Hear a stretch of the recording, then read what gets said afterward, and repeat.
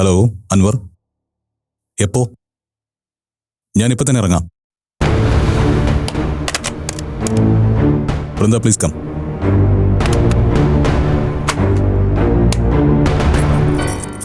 എന്താ സർ? ഇനി കുറച്ച് സമയത്തേക്ക് എനിക്ക് കോൾസ് ഒന്നും വേണ്ട. ഞാൻ അത്യാവശ്യമായ ഒരു സ്ഥലത്ത് പോവാം. അശോക് DSP അൻവറിന്റെ കസ്റ്റഡിയിലുണ്ട്. സർ, മേ ബി അതുമായിട്ട് കണക്ട് ചെയ്ത് ഏതെങ്കിലും കോള് വന്നോന്നിരിക്കും. You don't know anything. മനസ്സിലായില്ല? Okay sir.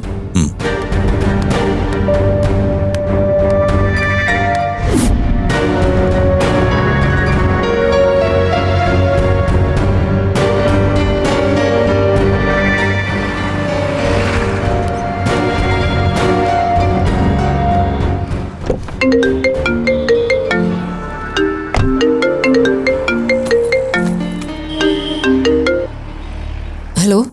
മോളെ, അച്ഛനെ ഞാൻ കുറെ വിളിച്ചല്ലോ. എവിടെയാ ഇപ്പോ? ഇത് കാസർഗോഡിനടുത്തുള്ള ഒരു സ്ഥലമാ. ഞാൻ ഇവിടെ ഒരു ലോഡ്ജിലാ തന്നെ. അച്ഛനിപ്പോ എങ്ങനെയുണ്ട്? വിഷമം എന്തെങ്കിലും? ശരീരത്തിന്റെ കാര്യമാണോ നീ ചോദിക്കുന്നത്? അസ്വസ്ഥത നിന്റെ ആശുപത്രിയിൽ ഉപേക്ഷിച്ചിട്ടാ ഞാൻ ഇങ്ങോട്ട് വന്നത്. ഇപ്പൊ കുഴപ്പമൊന്നുമില്ല. കൂടുതൽ യാത്രയും കയറ്റങ്ങൾ കയറുമ്പോഴും ഒന്ന് ശ്രദ്ധിക്കണം. ശ്രദ്ധിച്ചോളാം. പിന്നെ നിന്റെ വിശേഷങ്ങളൊക്കെ പറ. ഇവിടെ എന്ത് വിശേഷം? പ്രത്യേകിച്ച് ഒന്നുമില്ല അച്ഛാ. അയാൾ എന്തെങ്കിലും പറഞ്ഞോ? നിനക്ക് മനസ്സിലാകുന്ന രീതിയിൽ എന്തെങ്കിലും? അച്ഛനത് വിട്. ഇടയ്ക്ക് ഇങ്ങനെ ഒന്ന് വിളിച്ചിട്ട് കൂടുതൽ വിഷമിക്കുന്ന കാര്യങ്ങളൊന്നും കേൾക്കണ്ട. ഇടയ്ക്ക് ഞാൻ തടഞ്ഞു നിർത്താൻ നോക്കിയെങ്കിലും പിന്നെ എനിക്ക് തോന്നി അച്ഛൻ പോയത് തന്നെയാ നല്ലതെന്ന്. ഇവിടെ നിന്നിരുന്നെങ്കിൽ അച്ഛൻ എന്നെ കാണുമ്പോൾ കരയാൻ തുടങ്ങിയേനെ. അച്ഛനും അച്ഛൻ്റെ അമ്പലങ്ങളും അങ്ങനെയുള്ള കാര്യങ്ങളൊക്കെ പതിവ് പോലെ നടക്കട്ടെ. മുമ്പൊക്കെ ഏതെങ്കിലും ക്ഷേത്രത്തിന് നടയിൽ ചെന്ന് നിന്നാ അച്ഛൻ്റെ മനസ്സിൽ ഒറ്റ പ്രാർത്ഥനയേ ഉണ്ടായിരുന്നുള്ളൂ. കൂട്ടത്തിൽ നിന്ന് പോയ ആളോടൊപ്പം സ്വർഗത്തിലോട്ട് തന്നെ എടുത്തോണേന്ന്. ഇപ്പൊ പ്രാർത്ഥന അതല്ല. എൻ്റെ മോളെ ഇപ്പോഴത്തെ ആ നരകത്തിൽ നിന്ന് മോചിപ്പിക്കണേന്നാ. മോക്ക് കിട്ടിയ ജീവിതത്തെക്കുറിച്ചും എനിക്ക് കിട്ടിയ മരുമോനെ കുറിച്ചും ഒക്കെ കാണുന്നവരോടെല്ലാം ഞാൻ പറഞ്ഞിട്ടുണ്ട്. ചിലപ്പോൾ എല്ലാവരും കൂടെ കണ്ണുവച്ചതായിരിക്കും. അല്ലാതെ ഇങ്ങനെ വരാൻ കാര്യം എന്താ? പിന്നെ മോളോട് അച്ഛൻ ഒരു കാര്യം പറയട്ടെ. എന്താ അച്ഛാ? എത്ര വലിയ അവസ്ഥ ഉണ്ടായാലും എന്നെ വേദനിപ്പിക്കാതിരിക്കാൻ വേണ്ടി നീ അവിടെ പിടിച്ചു നിൽക്കുമെന്ന് അച്ഛന് നന്നായിട്ടറിയാം. പക്ഷേ തളർന്നു പോകുമെന്ന് തോന്നിയാൽ അച്ഛനെ നീ വിളിക്കാൻ മറക്കരുത്. എപ്പോൾ വിളിച്ചാലും നിന്റെ അടുത്തേക്ക് അച്ഛൻ ഓടി വരും. വലിയ ബലമൊന്നുമില്ലെങ്കിലും അച്ഛൻ്റെ ചുമലിൽ നിനക്കൊന്ന് ചാരി നിൽക്കാൻ പറ്റും.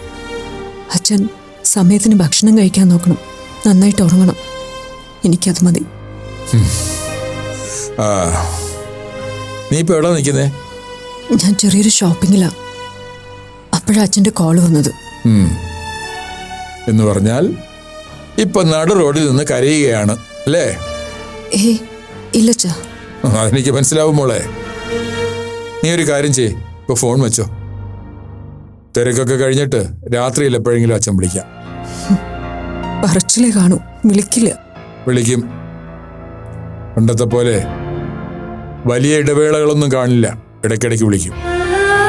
അച്ഛനറിയാം നിനക്കിപ്പോൾ അത് ആവശ്യമാണെന്ന്. ശരി മോളെ, അച്ഛൻ കട്ട് ചെയ്യാം.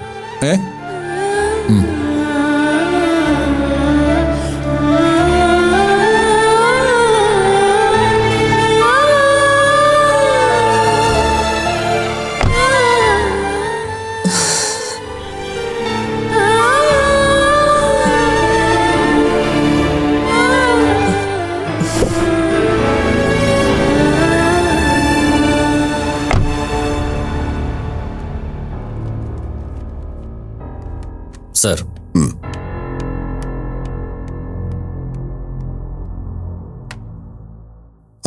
സാരംഗിരിക്ക്. രാമേശ്വരത്ത് നിന്നാ തന്റെ മാനേജറെ പൊക്കിയത്. ഭാര്യയുടെ ബന്ധുവീട്ടിലായിരുന്നു അശോകും ഭാര്യയും കുഞ്ഞും. എന്നിട്ട് അവനവിടെ കാണാം. എന്തായാലും ഇപ്പൊ ഒരു അന്വേഷണം നടത്തിയത് നന്നായി. 2 ദിവസം കഴിഞ്ഞാലേ തന്റെ മാനേജറെ മിഡിൽ ഈസ്റ്റിൽ എവിടെയെങ്കിലും കണ്ടേനെ. ഖത്തറിലേക്ക് പോകാനായിരുന്നു ഉദ്ദേശം. എനിക്ക് അവനോടൊന്ന് സംസാരിക്കണം. ആവാം. ഈ അശോക് നല്ല പിൻബലമുള്ള ആളാണോ? ഏയ്, പക്ഷേ അറസ്റ്റ് ചെയ്ത് ഇത്ര നേരത്തിനുള്ളിൽ എനിക്ക് 3-4 കോൾസ് വന്നിരുന്നു. അതും ചെറിയ സ്ഥലത്ത് നിന്നല്ല. ദാറ്റ് മീൻസ് ഇങ്ങനെ ഒരു അവസ്ഥ വരുമെന്ന് കരുതി അയാൾ പിൻബലം ഉണ്ടാക്കിയിട്ടുണ്ട്. മേ ബി അത് തന്റെ പണം ഉപയോഗിച്ച് തന്നെ ആവണം. സർ. ആ അശോകനെ ഇങ്ങോട്ട് വിളിക്കും. സർ. അൻവർ, എനിക്കവൻ ശിക്ഷിക്കപ്പെടണമെന്നൊന്നും ആഗ്രഹമില്ല. എനിക്കെന്റെ പണം കിട്ടണം. അയാൾ വരട്ടെ.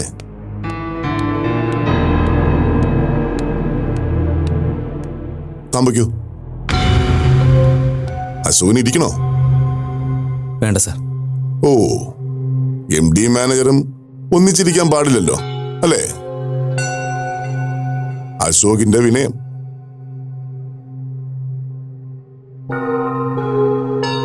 താനങ്ങനെ പെരുമാറാൻ കാര്യം എന്താ? തനിക്ക് എന്നോട് എന്തെങ്കിലും ശത്രുതയുണ്ടോ? എനിക്ക് ആരോട് ശത്രുതയില്ല. ദെൻ വായ്. അൻവർ ഇപ്പൊ കണ്ടെത്തില്ലായിരുന്നെങ്കിൽ താനും കുടുംബം ഇപ്പൊ കടൽ കിടക്കുമായിരുന്നു. ഞങ്ങൾ ഈ യാത്ര ഇതിനു മുമ്പേ തീരുമാനിച്ചതാ. ഇതുവരെ സാഹചര്യം ഒത്തുവന്നില്ല. ഇപ്പോ സാഹചര്യങ്ങളെല്ലാം ക്ലിയർ ആയി അല്ലേടോ? അശോകെ, സംഭവിച്ച കാര്യങ്ങളൊക്കെ നമുക്ക് 3 പേർക്കും ക്ലിയർ ആയിട്ട് അറിയാം. അശോകിന്റെ അറസ്റ്റിന് ഇവിടെ ഒരു കാരണവുമുണ്ട്. സാരംഗിന്റെ ഒരു ഫീമെയിൽ സ്റ്റാഫിനോട് താൻ മോശമായിട്ട് പെരുമാറി. അതൊക്കെ ചുമ്മാ പറയുന്നതാണ് സർ. ഞാൻ സ്ത്രീകളോട് മോശമായിട്ട് പെരുമാറാറില്ല. എനിക്കറിയാം. ആ കംപ്ലൈന്റിന്റെ കാര്യം അവിടെ ഇരിക്കട്ടെ. നമുക്കിത് രമ്യമായി തന്നെ പരിഹരിക്കാം. അശോകന് തീരുമാനിച്ച ദിവസം തന്നെ ഖത്തറിലേക്ക് പോവാം. തനിക്കും തന്റെ കുടുംബത്തിനും യാതൊരു ബുദ്ധിമുട്ടും ഉണ്ടാവില്ല. ഓൺലി വൺ തിങ്, തന്റെ അക്കൗണ്ടിൽ സാരംഗ് സൂക്ഷിച്ചിരുന്ന കുറച്ച് പണം ഉണ്ടല്ലോ, അതങ്ങ് ട്രാൻസ്ഫർ ചെയ്തിട്ട് തനിക്ക് പോവാം. ഏത് പണം?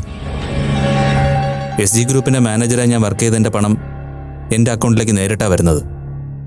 അല്ലാതെ മറ്റു കാര്യങ്ങളൊന്നും എനിക്കറിയില്ല. You bloody!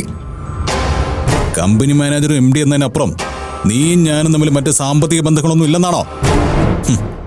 അശോക്, നീ ആഗ്രഹിക്കുന്നത് നിനക്കൊരർഹതയില്ലാത്ത പണമാണ്.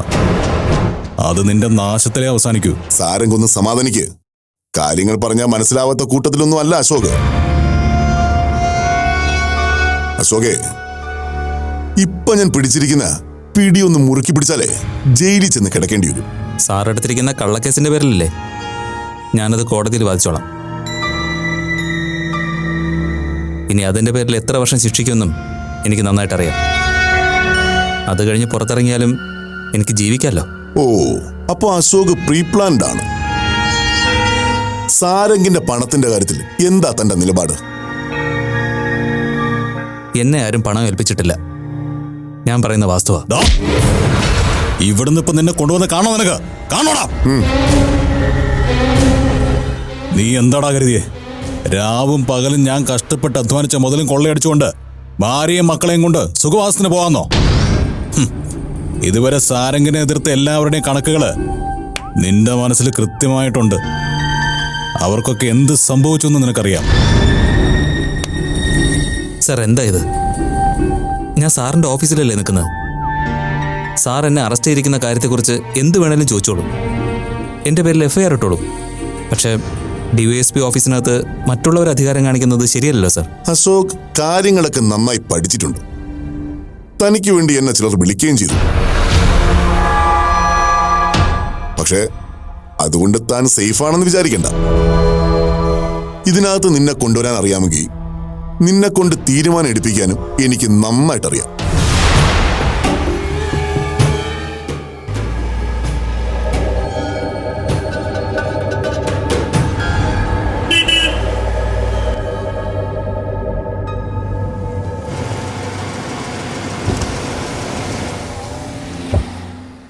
എന്തു പറ്റി? കുഞ്ഞിന് വിശക്കണമ്മ, എന്തെങ്കിലും തരുവോ? വിശന്ന് കിടന്ന് ഉറങ്ങുകയാണ്.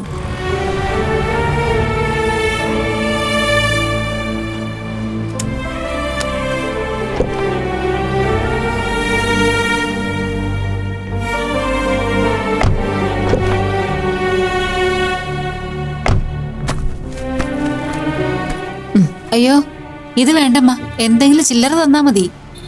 സാരമില്ല, ഇതുകൊണ്ട് മോന് കൊടുക്ക്, വിശന്നിട്ടല്ലേ. എന്നാ ഞാനിത് എടുത്തിട്ട് പാത്രം ഇപ്പൊ തന്നെ തരാം. വേണ്ട, ആദ്യം കുഞ്ഞിന് ഭക്ഷണം കൊടുക്ക്. ശരി.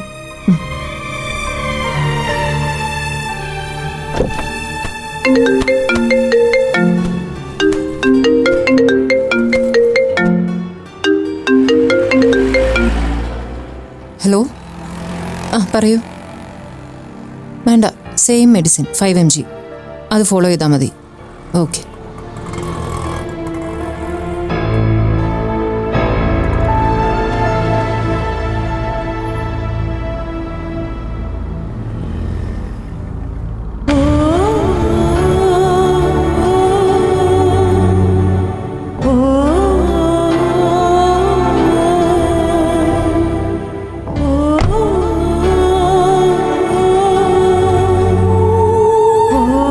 അമ്മ പാത്രം ഇപ്പൊ തന്നെ തരാം.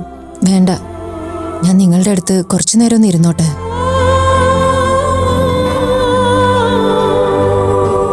ഇതെന്തു പറ്റിയതാ? തെങ്ങേറ്റമായിരുന്നു അമ്മ ജോലി. ഒരു ദിവസം പിടിവിട്ട് താഴേക്ക് പോന്നു. തീർന്നു പോയെന്നൊക്കെ എല്ലാരും പറഞ്ഞതാ. ദൈവങ്ങൾ അങ്ങനെയൊക്കെ തീരുമാനിച്ചാലും ഇവള് സമ്മതിച്ചില്ല. എല്ലാ അമ്പലത്തിലും പോയി കരഞ്ഞും നിലവിളിച്ചും എന്റെ ജീവൻ ഇങ്ങ് തിരിച്ചു വാങ്ങിച്ചു. ഒരു ഗുണവും ഇല്ലെങ്കിലും. 3-4 സ്ഥലത്തൊക്കെ ഞാൻ പണിക്കൊക്കെ പോയതാ. അവിടത്തേക്ക് ആളുകള് മോശമായിട്ട് പെരുമാറിയപ്പോ വേറെ വഴിയില്ലാത്തോണ്ട് ഇറങ്ങിയതാ. കൈനീട്ടുന്നവർക്കും രക്ഷയൊന്നുമില്ല. അപ്പുറത്തെ ജംഗ്ഷനിൽ ഭിക്ഷ യാചിക്കുന്നവര് ഞങ്ങളെ തല്ലി ഓടിച്ചതാ ഇങ്ങോട്ട്. മോന്റെ പേരെന്താ? രാജ. അതിന് കുറവൊന്നും വരുത്തിയില്ലമ്മ. കുറവുകളുള്ള മനുഷ്യര് ഈ ലോകത്ത് ഒരുപാടുണ്ട്. പക്ഷെ അത് മനസ്സിലാക്കി പരസ്പരം സ്നേഹിക്കുന്നവര് വളരെ കുറച്ചേ ഉള്ളൂ. ഈ കഴിഞ്ഞ കുറേ മിനിറ്റുകളിൽ ഞാൻ നിങ്ങളെ തന്നെ നോക്കിയിരിക്കുകയായിരുന്നു. ഒരു പിടി ഭക്ഷണം കിട്ടുമ്പോൾ അത് സന്തോഷത്തോടെ 3ആയി പങ്കുവെക്കാനും പരസ്പരം മത്സരിച്ച് കഴിപ്പിക്കാനും ഒക്കെ നിങ്ങൾക്കേ പറ്റുന്നുള്ളൂ. ഇതൊന്നും അറിയാത്ത ഒരുപാട് പേരാ നിങ്ങളുടെ മുന്നിലൂടെ വലിയ വലിയ വണ്ടികളിൽ അങ്ങോട്ടും ഇങ്ങോട്ടും ഒക്കെ പോകുന്നത്. അമ്മ ആരാ? ഞാനൊരു ഡോക്ടറാ. ഞാൻ ദിവസേന ഈ വഴിയാ പോകുന്നത്. നിങ്ങൾ ഇവിടെ തന്നെ ഉണ്ടെങ്കിൽ ദിവസവും ഞാൻ ഒരു പൊതിച്ചോറ് നിങ്ങൾക്ക് കൊണ്ടുവരാം.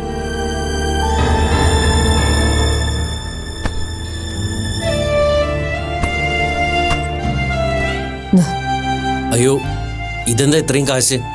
എന്തെങ്കിലുമൊക്കെ കാര്യങ്ങൾ ഉണ്ടാവുമല്ലോ, വെച്ചോളൂ. നിങ്ങളെ ഒരുപാട് ഇഷ്ടമായതുകൊണ്ട് തന്നതാ. എല്ലാം മറന്ന് പരസ്പരം സ്നേഹിക്കുന്നിടത്താണ് സ്വർഗം. ആ കാര്യത്തില് നിങ്ങളെ തോൽപ്പിക്കാൻ ആർക്കും പറ്റില്ല. പോട്ടെ. അമ്മ പാത്രം കയ്യിലിരുന്നോട്ടെ, നാളെ ഞാൻ വരുമ്പോ വാങ്ങിച്ചോളാം.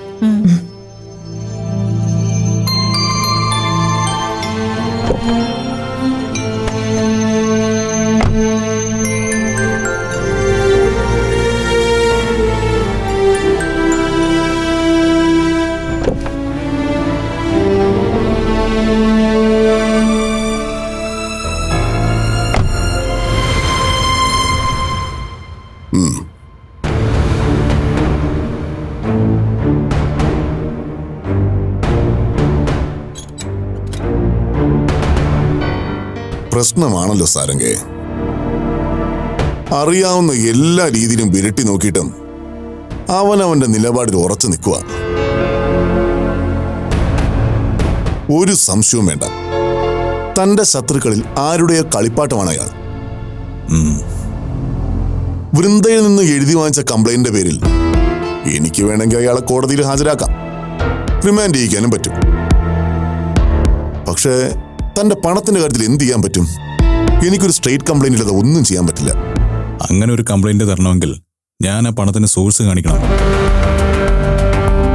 അതെന്റെ ബിസിനസ്സിലേക്ക് ചില ഏജൻസികൾക്കുള്ള ക്ഷണക്കത്താവും. അപ്പൊ പിന്നെ ഇത്രയും തുക പോട്ടെ നോക്കാനോ? തൽക്കാലം തോറ്റു കൊടുക്കാൻ എനിക്ക് പറ്റും. ഞാനിപ്പോ തന്നെ എങ്ങനെ ആശ്വസിപ്പിക്കുക?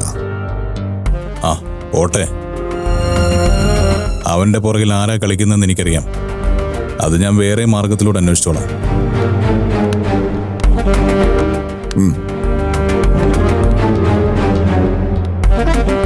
നീ മിടുക്കനാണ് അശോക്. ഖജനാവിന്റെ ഏത് മൂലയിൽ നിന്നാണ് തുറന്നു കയറേണ്ടതെന്ന് നിനക്ക് നന്നായിട്ടറിയാം. ആ ആരാ നിന്റെ പുറകിൽ നിന്ന് പറയടാ? ആരാ നിനക്ക് ഇത്രയും ധൈര്യം തരുന്നേ? കണക്കില്ലാത്ത പണം ഒരു മാനേജറുടെ അക്കൗണ്ടിൽ ഡെപ്പോസിറ്റ് ചെയ്ത വിട്ടി. എന്നെക്കുറിച്ച് അതായിരിക്കും നിന്റെ ഉള്ളിലുള്ള ചിന്ത.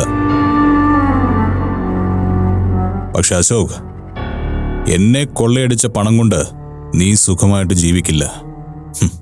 നീ ഒരിടത്തും പോവാൻ പോകുന്നില്ല.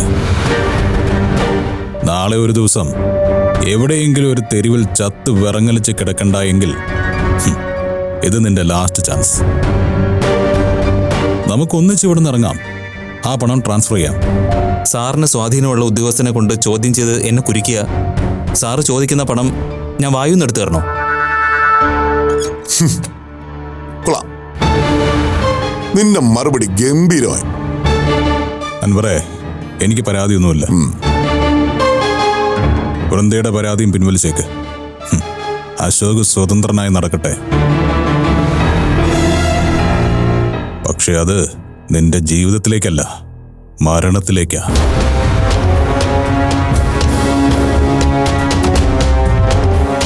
I will show you who I am.